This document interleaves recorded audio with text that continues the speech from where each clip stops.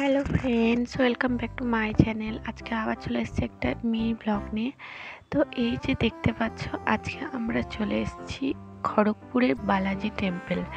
তো আমরা সন্ধেবেলায় এসেছিলাম, ওই জন্য একদম পুরো মন্দিরটা একদম পুরো স্তব্ধ ছিল, নিস্তব্ধ, মানে লোকজন সেরকম ছিল না। আর এই যে ঢুকে ঢুকে একটা গণেশ মূর্তি, তারপরে এই যে একটা বড় পাড়া স্ট্যাচু আছে, গোল্ডেন স্ট্যাচু, ঘন্টির মতো। তো তারপরে এইদিকে গিয়ে মেন যে মন্দিরটা সেটা আছে। তো এখানে ভেতরে ঢুকলেই একটা আশ্চর্য রকম ফিল হচ্ছিল। হ্যাঁ, হ্যাঁ, মানে গান বাজছিল আর চারিদিকটা স্তব্ধ, সত্যি এত ভালো লাগছিল কি বলবো। আর এই যে এখানে দেখতে পাচ্ছ একটা ঘন্টি আছে, আর এই সামনে এখানে হচ্ছে বালাজি, যে এটা অ্যাকচুয়ালি সাউথের মন্দির। তো খুবই ভালো লাগলো গিয়ে। তো দেখতে থাকো।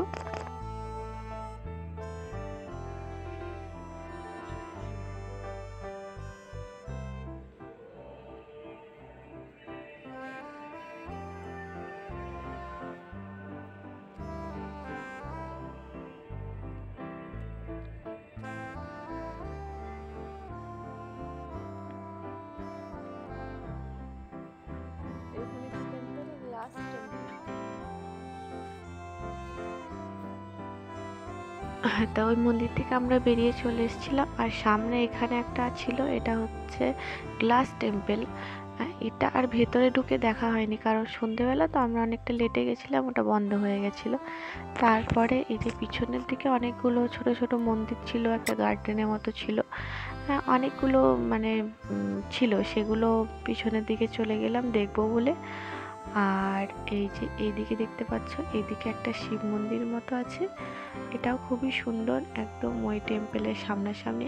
আর এই যে বালাজি টেম্পলের পিছন দিকটা ঠিক এরকম কারুকার্য করা, মানে খুবই সুন্দর লাগছে। আর এই যে রাস্তাগুলো একদম গাছ দিয়ে সাজানো, খুব সুন্দর একটা পরিবেশ। তো আমি আর আমার মেয়ে একটু ভিডিও করে নিচ্ছিলাম।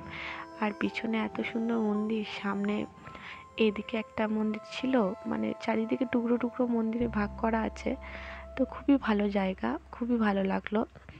তো যারা খড়গপুরে এসে ট্যুরিস্ট আসে, তারা এটা অবশ্যই মানে এখানে এসে একবার দেখতেই পারে। এটা খুব সুন্দর, একটা মনের শান্তিও দেবে আর ভালোও লাগবে।